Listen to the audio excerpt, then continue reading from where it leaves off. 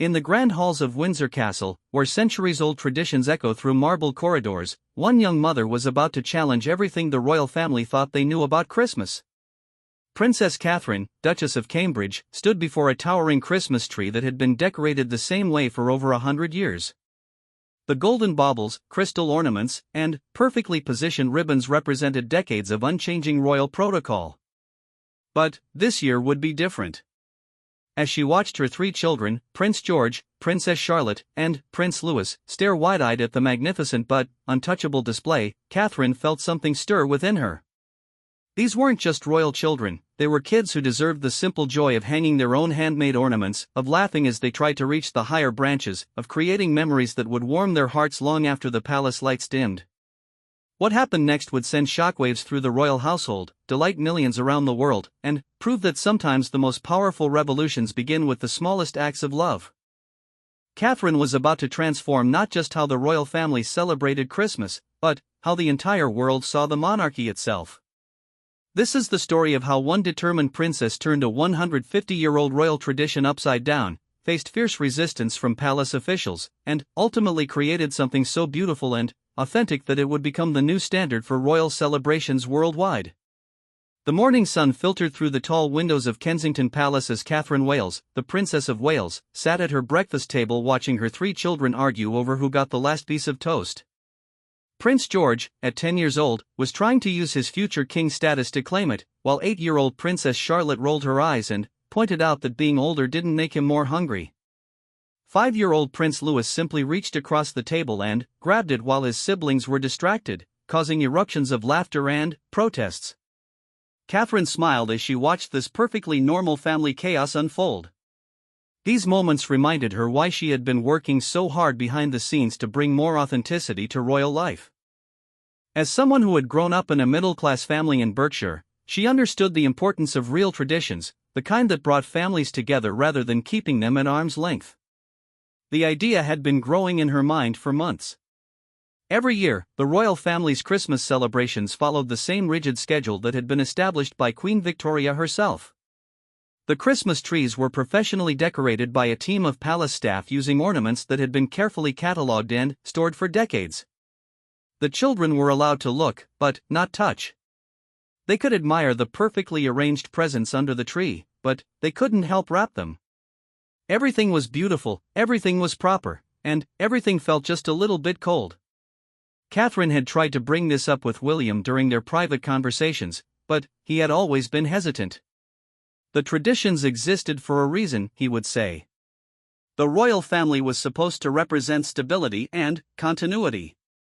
People expected certain things from them, especially during the holidays. Change was always risky when you were in the public eye. But watching Louis lick jam off his fingers while Charlotte tried to teach George how to fold his napkin properly, Catherine felt more determined than ever. These children deserved to experience the magic of Christmas in a way that would create lasting memories, not just photo opportunities. The catalyst came during a visit to a local primary school in London. Catherine had been invited to watch the children perform their Christmas play, and, afterward, she had toured their classrooms to see how they were preparing for the holidays. In one classroom, 6-year-olds were carefully crafting ornaments out of paper, glitter, and whatever craft supplies they could find.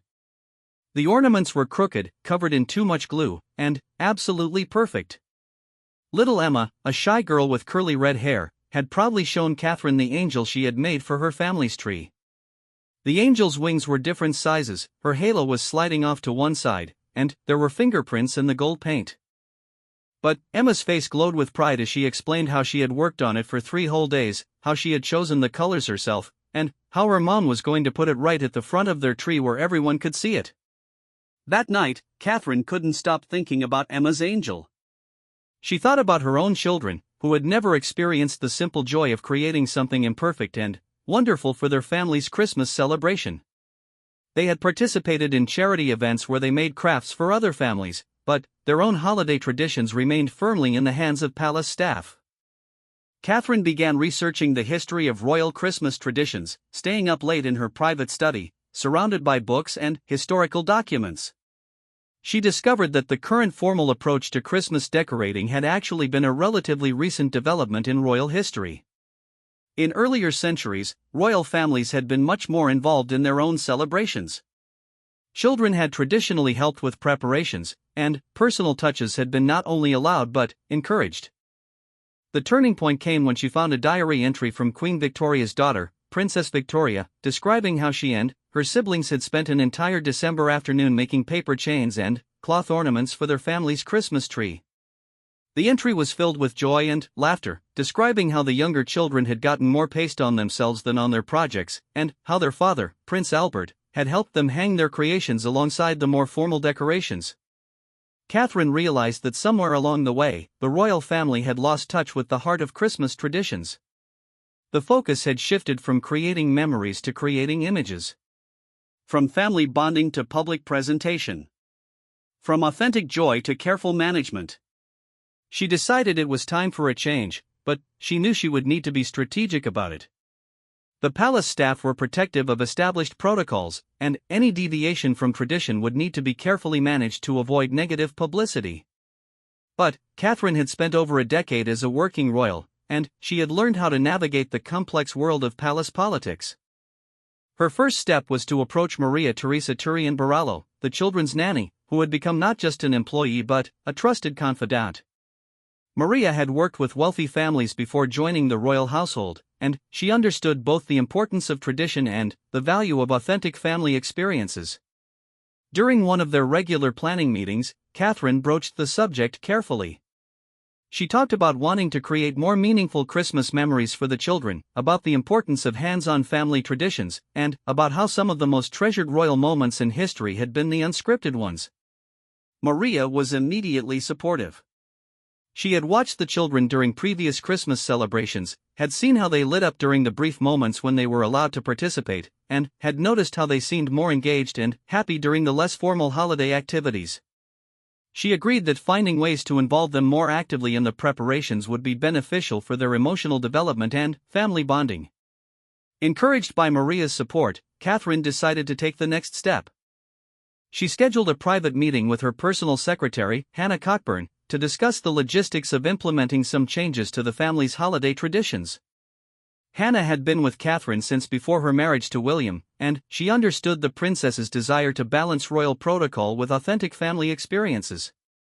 The meeting took place on a rainy Tuesday morning in Catherine's private sitting room. Hannah arrived with her usual leather portfolio and digital tablet, ready to discuss the upcoming royal engagements and public appearances. But Catherine had something different in mind. She explained her vision of creating a more family-centered approach to their Christmas celebrations.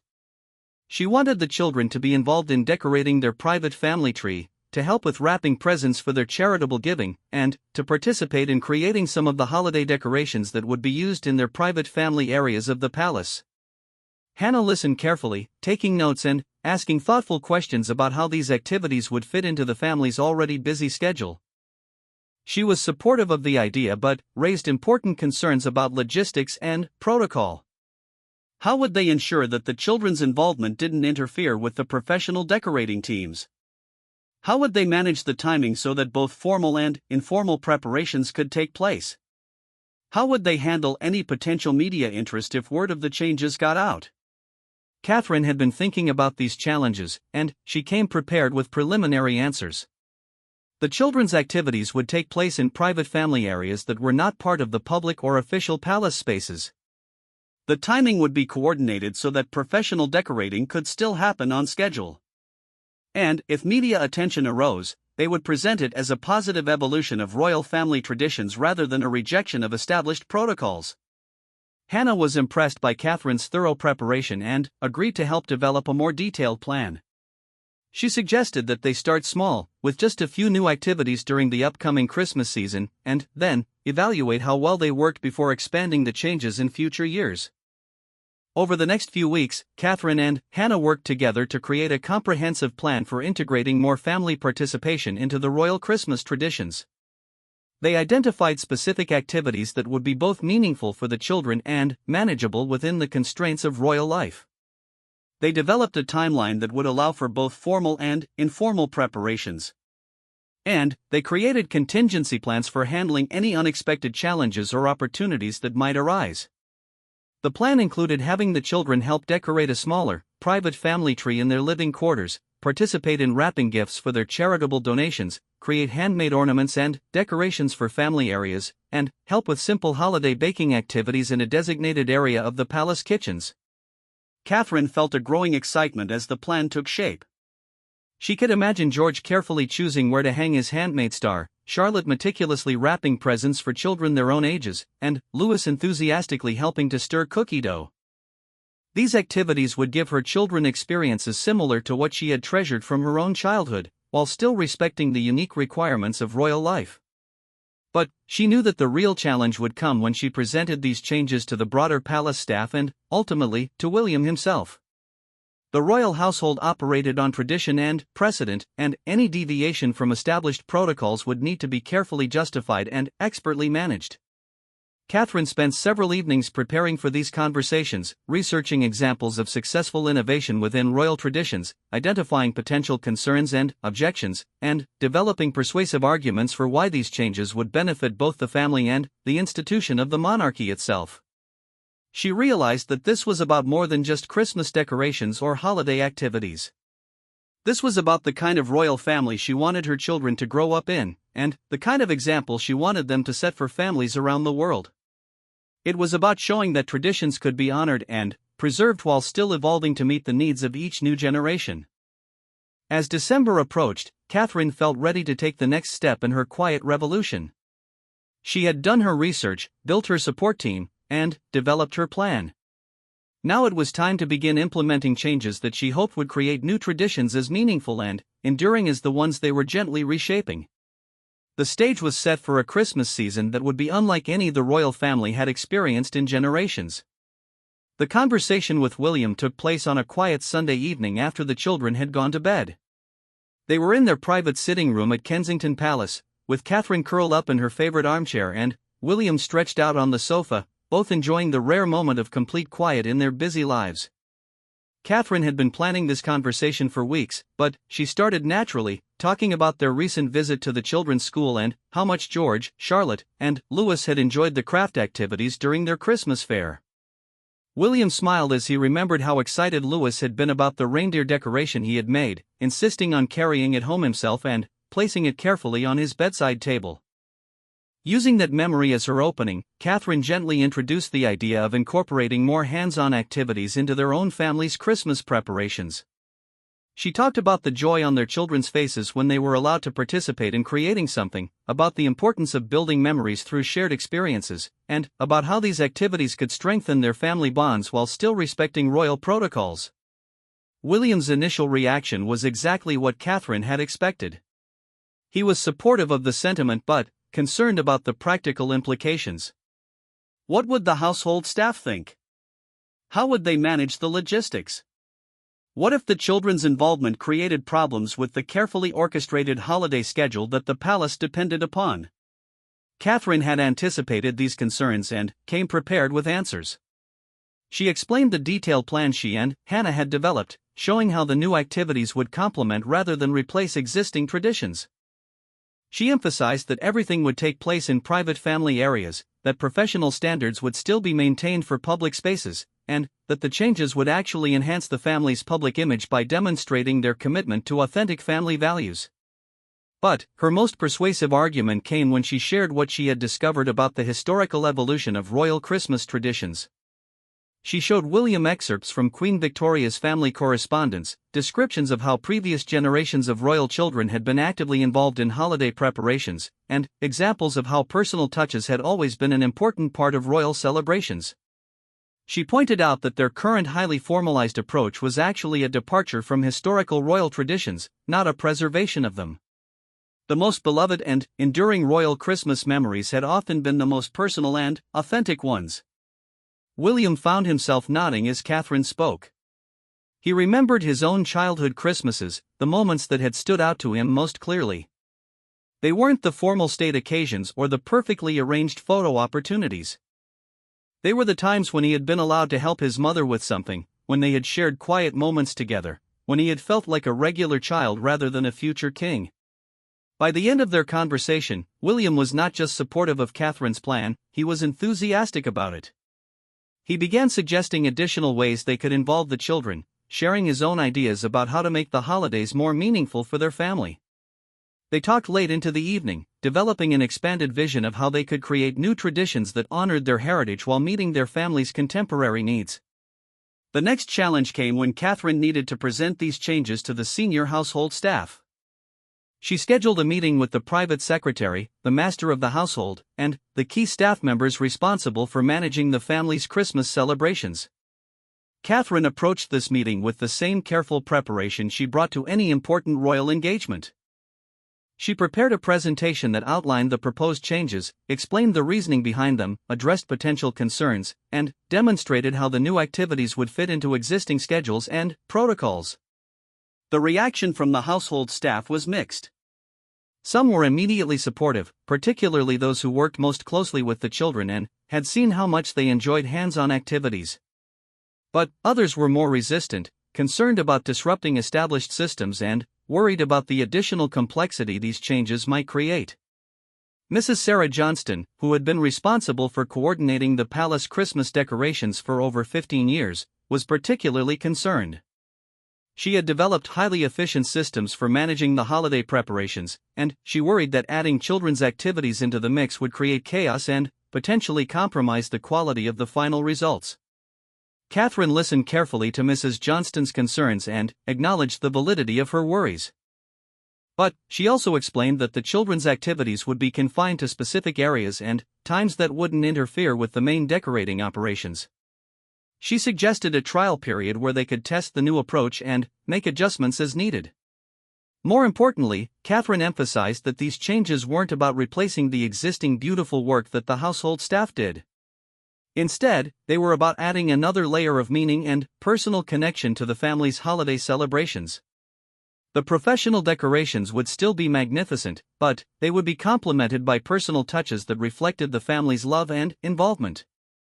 She also pointed out the potential positive publicity that could result from showing the royal family's commitment to hands-on family values. In an era when the monarchy was working to remain relevant and relatable to modern families, demonstrating that royal children participated in the same kinds of activities as other children could be a significant public relations asset. Gradually, Catherine won over the household staff. Her combination of respectful listening, practical solutions, and compelling arguments helped them see that the proposed changes could enhance rather than diminish their work. Mrs. Johnston agreed to collaborate on developing specific protocols for the children's activities, ensuring that they would be both meaningful for the family and manageable for the staff. The breakthrough moment came when Catherine suggested that the household staff could take pride in being pioneers of a new approach to royal family traditions. Instead of simply maintaining existing systems, they would be helping to create innovations that could become new traditions for future generations of the royal family. With the household staff on board, Catherine faced her final major hurdle, convincing the children themselves that these new activities would be fun rather than just additional royal duties. She needn't have worried. When Catherine first mentioned to George, Charlotte, and Louis that they would be helping with Christmas preparations this year, their reactions exceeded her wildest expectations. George immediately wanted to know if he could help hang ornaments on the big tree. Charlotte asked if she could make presents for the palace staff who took care of them. Louis simply clapped his hands and asked if there would be glitter involved. Catherine realized that her children had been longing for exactly this kind of involvement in their family's traditions. They had been watching the elaborate preparations happen around them for years, always as observers rather than participants. The opportunity to finally contribute something of their own to their family's celebrations was genuinely exciting for them. She spent several evenings with the children, explaining what kinds of activities they would be doing and helping them understand how their contributions would be part of the larger Christmas celebrations. She emphasized that their handmade decorations and personal touches would be just as important as the professional decorations, that their family's private celebrations would be enhanced by their involvement. The children began planning their contributions weeks before the activities were scheduled to begin. George decided he wanted to make a special ornament for each family member. Charlotte planned to create decorations that could be given as gifts to their household staff. Louis was most excited about the prospect of helping in the kitchen, though Catherine made a mental note to have plenty of extra ingredients on hand for his help. As the Christmas season approached, Catherine felt a mixture of excitement and nervousness. She had successfully built support for her vision among family and staff, but she knew that the real test would come when they actually implemented the changes. Would the activities work as smoothly as they had planned? Would the children remain engaged and enthusiastic? Would the household staff find the additional complexity manageable? She also knew that there was potential for public scrutiny if word of the changes leaked out. The British press was always interested in any deviation from established royal protocols, and Catherine wanted to be prepared to present these changes in the most positive light possible. Working with the palace communications team, Catherine developed key messages that emphasized the historical precedent for royal family involvement in Christmas preparations, the importance of family traditions in child development, and the monarchy's commitment to evolving while maintaining its core values. The communication strategy focused on positioning these changes as a return to historical royal practices rather than a departure from tradition. By emphasizing the historical research Catherine had conducted and the precedents she had discovered, they could present the new activities as a restoration of authentic royal family customs rather than a modern innovation. Catherine also prepared for the possibility that the changes might not work exactly as planned. She developed contingency plans for various scenarios, from children losing interest in the activities to logistical complications that might disrupt the schedule. She was determined to be flexible and adaptive, prioritizing the family's experience over rigid adherence to any particular plan. As December arrived and the Christmas season officially began, Catherine felt ready for what she privately thought of as her family's Christmas experiment. She had done everything possible to ensure success, but she also knew that the most important measure of that success would be the joy and connection that her children experienced through their increased involvement in their family's holiday traditions. The stage was set for a Christmas season that would test whether Catherine's vision of more authentic and engaging royal family traditions could become reality. Everything had been planned, all the support had been secured, and all the preparations had been made. Now it was time to find out whether a princess's determination to create better Christmas memories for her children could truly transform centuries of royal tradition. The first Saturday of December dawned crisp and bright, with frost covering the palace gardens like a delicate silver blanket. Catherine woke early, feeling a mixture of excitement and nervousness that reminded her of Christmas mornings from her own childhood. Today would be the beginning of their new family traditions, starting with the children's involvement in decorating their private family Christmas tree. Catherine had chosen to begin with the tree decorating because it was the most symbolic of all the changes she wanted to make. For generations, royal Christmas trees had been the domain of professional decorators who created flawless displays that photographed beautifully but had no personal connection to the family they represented. Today, that would change. The tree itself was a magnificent Fraser fir that had been selected from the Sandringham estate and transported to London specifically for the family's private quarters. At 8 feet tall, it was substantial enough to feel properly royal but manageable enough for children to help decorate without needing excessive assistance. Mrs. Johnston had worked with Catherine to prepare a careful selection of decorations that would be both beautiful and child-friendly. Alongside some precious family heirloom ornaments that would be handled only by adults, there were sturdy glass balls in jewel tones, wooden decorations that could survive enthusiastic handling, and spaces specifically designated for the handmade ornaments the children would create. The morning began in the palace craft room, a space that had been specially prepared for the children's Christmas activities. Catherine had worked with the household staff to stock it with high-quality art supplies, child-safe tools, and everything the young princes and princess would need to create their contributions to the family's holiday decorations. Prince George approached the project with the serious concentration he brought to most of his endeavors. At 10 years old, he was acutely aware of his future role and often felt the weight of representing the family properly.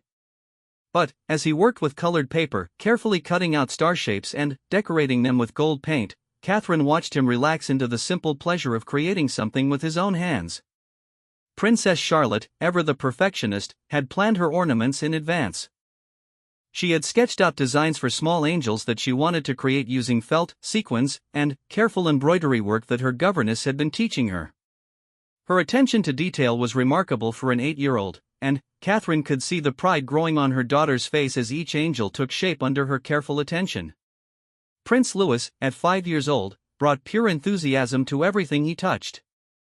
His ornaments were wonderfully chaotic masterpieces involving generous amounts of glitter, paint that didn't always stay within the intended lines, and a creative approach to color combinations that made Catherine smile.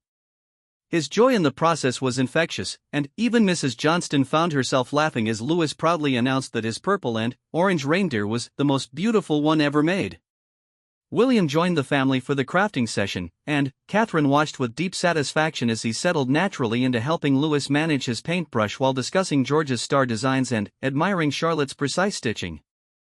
This was exactly what she had envisioned, genuine family time where royal protocol took a backseat to parent-child connection.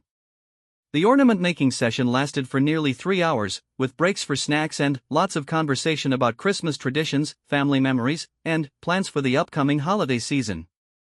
Catherine found herself treasuring not just the beautiful decorations her children were creating, but the relaxed, genuine interactions they were having as a family.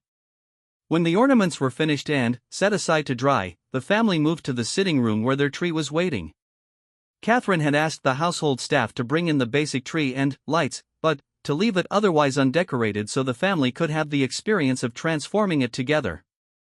The decorating process became a wonderfully chaotic and joyful affair. William lifted Louis up to reach higher branches while Catherine helped Charlotte position her angels exactly where she wanted them.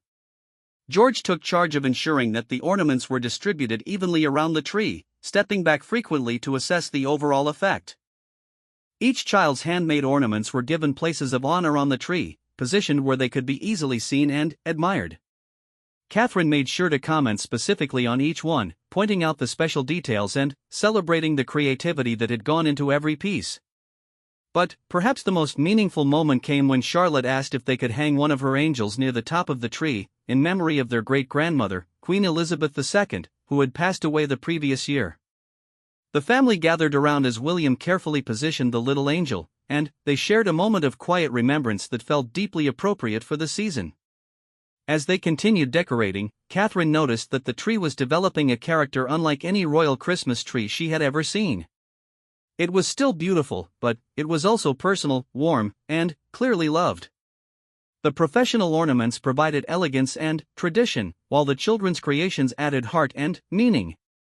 The tree decorating was followed by an afternoon of Christmas baking in a section of the palace kitchens that had been specially prepared for the family's use. Catherine had arranged for the royal pastry chef to teach the children some traditional Christmas cookie recipes that they could help prepare for both their own enjoyment and for gifts to palace staff. The kitchen session was, predictably, messier than the ornament making had been. Louis managed to get flour in his hair within the first 5 minutes, and Charlotte discovered that rolling pin techniques required more practice than she had anticipated. George approached cookie cutting with scientific precision, carefully measuring to ensure that each cookie was exactly the same size. Catherine found herself fully engaged in the process, helping small hands manage large mixing spoons, rescuing cookies that were about to burn, and laughing as Louis attempted to taste every ingredient to ensure it met his approval. William documented everything with his phone, capturing candid moments that Catherine knew would become treasured family memories. The cookies that emerged from the royal ovens were perfectly imperfect, some slightly burned around the edges, others decorated with enthusiastic amounts of icing, all of them made with love and genuine family collaboration. Catherine packed them into special boxes that Charlotte had decorated, ready to be given to the household staff as gifts from the children. As the day wound down, Catherine reflected on how smoothly everything had gone. The children had been engaged and enthusiastic throughout all the activities. The household staff had managed the logistics efficiently while still allowing the family to have authentic experiences. And, most importantly, she could see that they were creating exactly the kind of memories she had hoped for. But the real test came that evening when the children were getting ready for bed. Instead of the usual resistance to bedtime that often followed exciting days, all 3 children were chattering happily about the day's activities, already making plans for what they wanted to do next. George asked if they could make more ornaments for other trees in the palace. Charlotte wondered if they could learn to make their own Christmas cards to send to friends and family.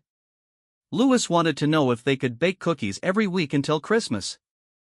Catherine realized that her children weren't just enjoying these new activities, they were embracing them as natural parts of their family life. The fear that they might see the activities as additional royal duties had been completely unfounded.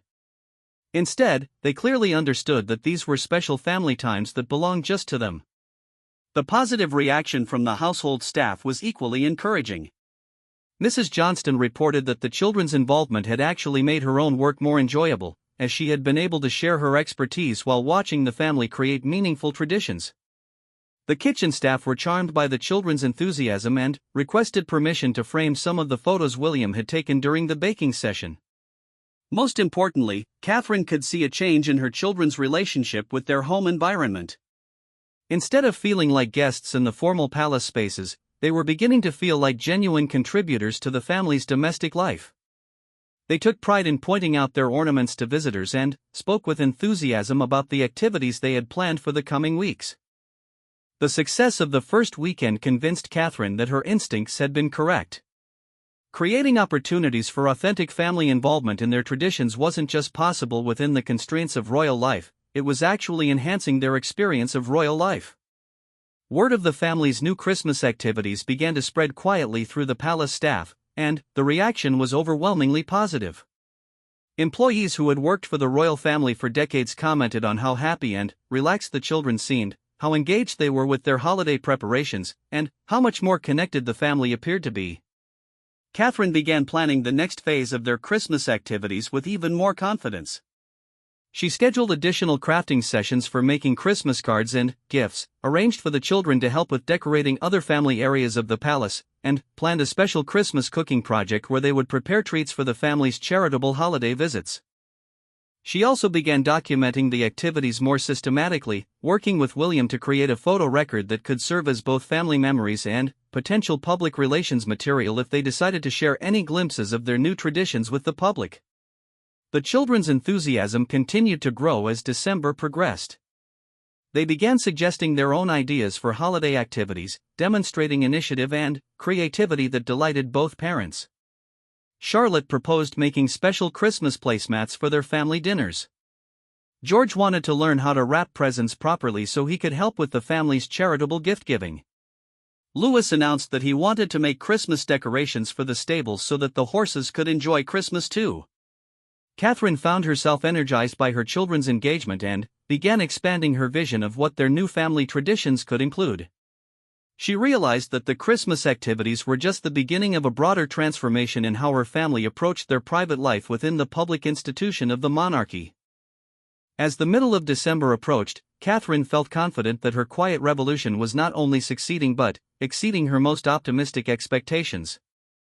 The children were happier, the family was closer, and they were creating authentic traditions that honored their heritage while meeting their contemporary needs as a modern family. The stage was set for the next phase of their Christmas transformation, and Catherine was ready to embrace whatever challenges and opportunities lay ahead. The transformation in the Wales family's Christmas traditions might have remained a private affair if not for an unexpected moment during their annual Christmas card photo session. Catherine had arranged for the family photographs to be taken in their newly decorated private sitting room, wanting to capture the warmth and personality that their handmade decorations had brought to the space. John Stillwell, the trusted royal photographer, was setting up his equipment when 5-year-old Prince Louis spotted the tree with its mix of professional and handmade ornaments. Unable to contain his excitement, he began enthusiastically pointing out each decoration he and his siblings had created, explaining in delightful detail how he had made his sparkly reindeer and how Charlotte's angels were even more beautiful than the ones in church. Stillwell, who had been photographing the royal family for years, was charmed by Louis's genuine enthusiasm and asked if he could capture some candid shots of the children with their tree. What resulted were some of the most natural and joyful royal family photographs ever taken, images that showed the children genuinely engaged with their surroundings, pointing proudly to their contributions, and radiating authentic happiness. When Catherine and William reviewed the photographs later that week, they realized they had captured something special. The images told a story of family connection and authentic tradition that was unlike anything they had shared publicly before. The children's joy was evident in every frame, and the combination of professional elegance and personal touches created a visual narrative that perfectly represented Catherine's vision for their family's evolution. After extensive discussion with their communications team, Catherine and William decided to share one of these photographs as their official Christmas card, along with a carefully crafted message about the importance of family traditions and making memories together. The response was immediate and overwhelmingly positive. Royal watchers and parenting experts praised the Wales family for demonstrating hands-on family values and showing that even royal children could benefit from participating in creating their own holiday traditions. Social media exploded with positive comments from families around the world who connected with the authenticity of the image and the message it conveyed. Parenting blogger Sarah Morrison wrote, "Finally, a royal family photo that looks like it was taken in a real family's home." Seeing Prince Louis point proudly to his handmade ornament reminds every parent of those precious moments when our children create something special with their own hands. The Wales family is showing us that the most meaningful traditions are often the simplest ones. The positive response encouraged Catherine to share more glimpses of their family's Christmas preparations. Working with the palace communications team, she arranged for a carefully curated social media campaign that showed brief glimpses of the children's crafting activities, their Christmas baking adventures, and their obvious enjoyment of their expanded role in the family's holiday preparations. Each post was met with enthusiastic responses from families who appreciated seeing royal children engaged in the same kinds of activities their own children enjoyed.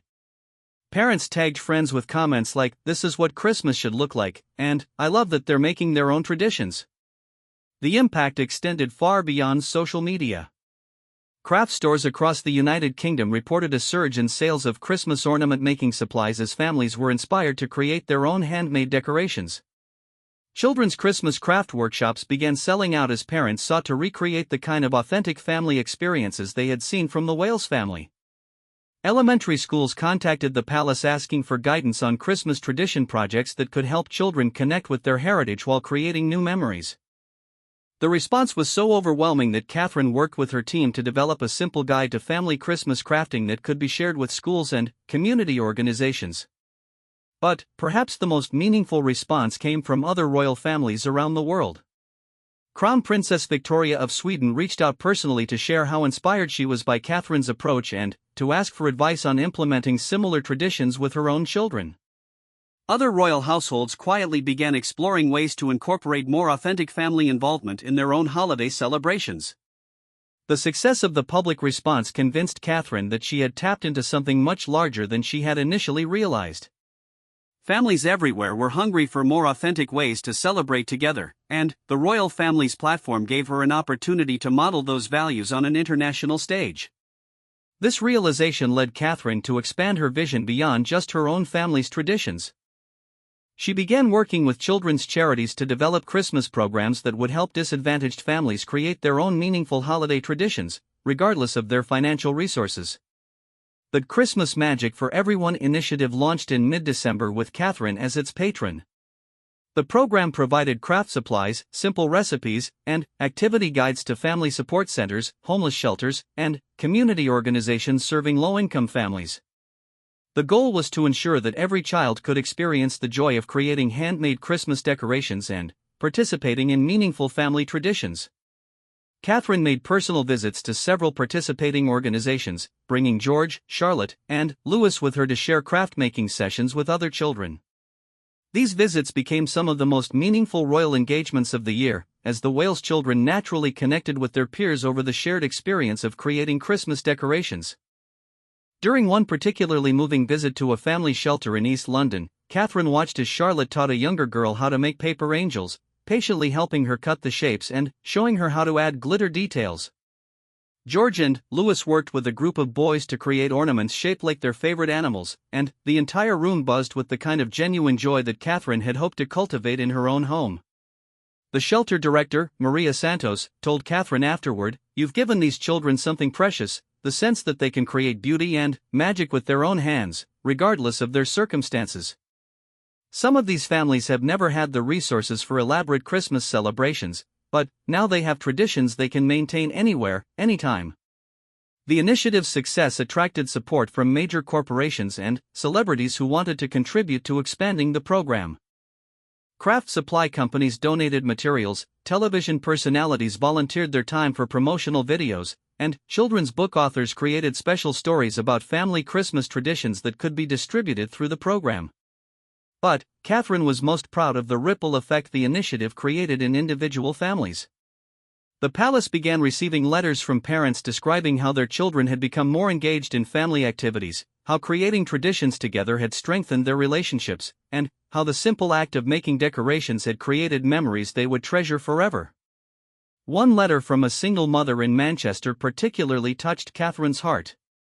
"My daughter Emma and I made paper angels together using the supplies from your program. She was so proud of hers that she insisted we hang it in our front window so everyone could see it. When our elderly neighbor saw it, she came over to tell Emma about the angels she used to make with her own children. That conversation led to a beautiful friendship that has enriched both our lives. Thank you for showing us that the most meaningful gifts are the ones we create together." The program's impact extended internationally as well. Royal families in other countries began implementing similar initiatives, and the concept of royal families supporting family traditions became a new model for monarchy in the modern era. Catherine found herself consulting with other royal households about how to balance authentic family experiences with public responsibilities. The media coverage of the Wales family's Christmas transformation and the subsequent charitable initiative created a new narrative about the monarchy's relevance to contemporary life. Rather than being seen as distant figures maintaining outdated traditions, the royal family was increasingly viewed as a model for modern family values and meaningful tradition-making. Royal historian Dr. Amanda Foreman commented, "Princess Catherine has achieved something remarkable. She's shown how the monarchy can evolve to meet contemporary needs while still honoring its historical role. By focusing on authentic family experiences and using that platform to support similar experiences for other families, she's created a new template for royal relevance." The success also had practical benefits for the Wales family's public image. Polling showed increased approval ratings for both William and Catherine, with particular strength among young families who connected with their approach to parenting and tradition-making. The authentic family moments they had shared resonated across demographic lines and helped modernize perceptions of the monarchy. As Christmas Eve approached, Catherine reflected on how far their family's transformation had come. What had begun as a simple desire to create better Christmas memories for her children had evolved into a movement that was touching families around the world and reshaping expectations of what royal leadership could look like in the 21st century. The children remained blissfully unaware of the broader impact their Christmas activities had created. They were simply enjoying the most engaging and personally meaningful holiday season they had ever experienced. But Catherine could see that the confidence and joy they had gained from being active participants in their family's traditions was changing them in lasting ways. They spoke with more pride about their family's customs, showed increased interest in the historical traditions they were adapting, and demonstrated a natural understanding of how their personal experiences could connect them with other children. Most importantly, they were developing a sense of themselves as both inheritors of tradition and creators of new meaningful experiences. As the Wales family prepared for Christmas Day itself, Catherine knew that they had created something that would extend far beyond one holiday season. They had established new traditions that would grow and evolve with their family, inspired countless other families to create their own authentic celebrations, and demonstrated that even the most established institutions could change and grow while still honoring their essential purposes. The stage was set for a Christmas Day that would be both deeply traditional and refreshingly innovative, celebrating the best of royal heritage while embracing the authentic family connections that Catherine had worked so hard to create. Christmas Day dawned with the kind of perfect winter light that seemed to promise magic was in the air. Catherine woke early, as she always did on Christmas morning, but this year felt different. Instead of the usual mixture of excitement and apprehension about managing a day packed with royal protocols and public appearances, she felt a deep sense of anticipation for the authentic family celebrations they had created. The morning began in their private quarters, with the children discovering the presents that had been arranged under their handmade decorated tree. But even this traditional moment had been enhanced by their new approach to Christmas. Many of the gifts had been wrapped by the children themselves during their December activities, and seeing their careful work and creative wrapping choices added an extra layer of meaning to the giving and receiving. Prince Louis squealed with delight when he found a set of advanced art supplies that would allow him to create even more elaborate decorations for next year's celebrations. Princess Charlotte carefully examined each gift before opening it, savoring the anticipation and commenting on the thoughtful wrapping. Prince George discovered a book about the history of Christmas traditions around the world, which he immediately began reading aloud to his younger siblings. But, perhaps the most meaningful gifts were the ones the children had created for each other during their craft sessions. Charlotte had made each of her brothers a personalized ornament with their names carefully embroidered in gold thread. George had created wooden bookmarks for Charlotte and Louis, carved with their initials and decorated with their favorite colors. Louis had painted individual pictures for each family member, proudly presenting them as masterpieces for the royal gallery. William and Catherine exchanged their own gifts privately, but the most precious present they gave each other was the quiet acknowledgement of what they had accomplished together. They had successfully transformed their family's Christmas traditions in a way that honored the past while creating new meaning for their children's future. The family's private Christmas breakfast was a relaxed affair that stretched through the morning, with conversation flowing naturally between excitement about new presents, memories of their Christmas preparations, and plans for future holiday activities. Catherine watched her children with deep satisfaction, seeing how comfortable and confident they had become in their own home environment. The formal elements of Royal Christmas Day remained unchanged, but they felt different within the context of the authentic family experiences that had preceded them. When the family attended Christmas service at St. George's Chapel, the children pointed out decorations to other royal family members, explaining with pride how they had learned to make similar ones at home. During the traditional Christmas lunch, George, Charlotte, and Louis naturally shared stories about their Christmas preparations with their extended royal family. Queen Camilla was particularly charmed by Louis's detailed explanation of his cookie-making techniques, while King Charles III listened with genuine interest as Charlotte described the historical research that had inspired some of their new traditions. The other royal family members were clearly impressed by how engaged and articulate the Wales children were when talking about their family's Christmas activities. There was none of the usual fidgeting or restlessness that sometimes characterized formal family gatherings. Instead, the children were genuinely excited to share their experiences and obviously proud of their contributions to the family's celebrations. After lunch, Catherine made time for reflection on what this Christmas had represented. She realized that her initial goal of creating better memories for her children had been achieved in ways that exceeded her expectations. But, more than that, she had discovered something important about the role authentic family experiences could play in preparing her children for their future royal responsibilities. By participating actively in creating their family's traditions, George, Charlotte, and Louis had developed a deeper understanding of what it meant to be part of something larger than themselves. They had learned that traditions were not fixed historical artifacts to be preserved unchanged, but living practices that could grow and evolve while maintaining their essential meaning. The children had also gained confidence in their ability to contribute meaningfully to their family's life, rather than simply being passive recipients of experiences created by others. Catherine could see that this confidence would serve them well as they grew into their royal roles, giving them a foundation of authentic personal experience to draw upon when engaging with the public and supporting causes they cared about. The success of their Christmas transformation inspired Catherine to begin planning how they could apply similar principles to other family celebrations throughout the year. She envisioned Easter activities where the children could learn about the historical and religious significance of the holiday while creating their own meaningful traditions. She thought about birthday celebrations that would balance royal protocol with personal touches that reflected each child's individual personality and interests. Most importantly, Catherine realized that the approach they had developed for Christmas could become a model for how her family navigated all aspects of their royal life.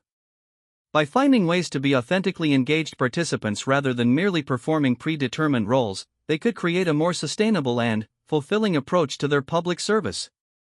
The impact of their Christmas innovation continued to unfold in the weeks that followed. The Christmas Magic for Everyone initiative had been so successful that charitable organizations were requesting expanded programming for other holidays and family occasions. The concept of supporting authentic family experiences had resonated so strongly with the public that it was becoming a defining characteristic of Catherine's charitable work. Educational institutions began incorporating the Wales family's approach to tradition-making into their curricula, teaching children about how traditions develop and evolve while maintaining their cultural significance. Parenting experts wrote articles about the importance of involving children in creating family experiences rather than simply providing experiences for them. The international response was equally significant. Royal families in several countries implemented their own versions of family-centered tradition programs, and the concept of authentic royal family engagement began influencing how monarchies around the world approached their public roles. Catherine received invitations to speak about family traditions and child development at international conferences, requests that she carefully considered as opportunities to extend the positive impact of their family's evolution.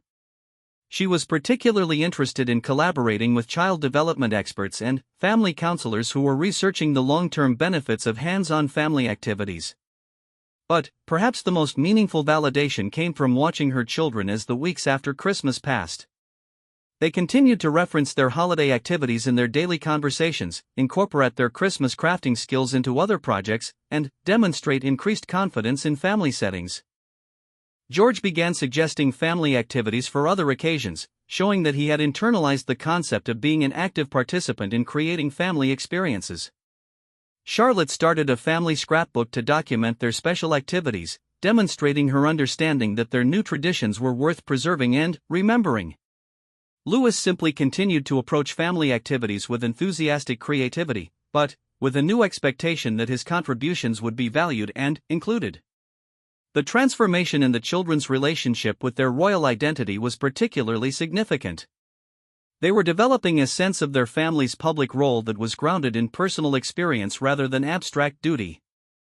When they participated in royal engagements, they brought authentic enthusiasm and genuine interest because they understood how their family's activities could connect with and inspire other families. Catherine also noticed positive changes in her own experience of royal life. The confidence she had gained from successfully implementing meaningful changes in her family's traditions carried over into her public work, making her more willing to suggest innovative approaches to charitable initiatives and royal engagements. William, too, was affected by the success of their Christmas transformation. He became more open to questioning established protocols when they didn't serve their family's needs, more willing to prioritize authentic family experiences over rigid adherence to tradition, and more confident in their ability to balance personal authenticity with royal responsibility. As the new year began, Catherine started receiving requests from documentary filmmakers and authors who wanted to tell the story of their family's Christmas transformation. While she was selective about which opportunities to accept, she recognized that sharing their experience could inspire other families to create their own meaningful traditions. The Wales family's Christmas innovation had become more than just a successful family project, it had evolved into a new model for how modern royal families could honor their heritage while meeting contemporary needs for authentic connection and meaningful engagement.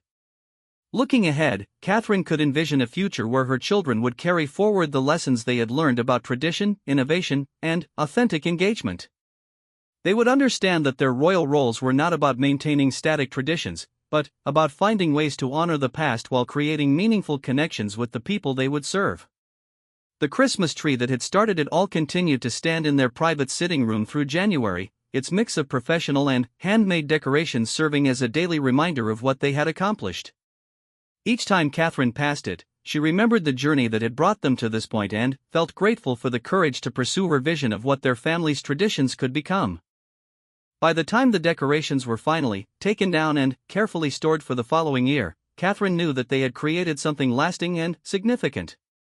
The handmade ornaments would be treasured family heirlooms, but, more importantly, they had established a new approach to royal family life that would influence how her children understood their roles for the rest of their lives. The quiet revolution that had begun with a princess's desire to create better Christmas memories for her children had transformed not only their family's traditions but had also provided a new model for authentic royal engagement that would influence the monarchy for generations to come. Catherine's Christmas legacy was not just about decorations or activities, it was about proving that even the most established traditions could evolve while maintaining their essential meaning, and that authentic family experiences could coexist beautifully with royal responsibility and public service.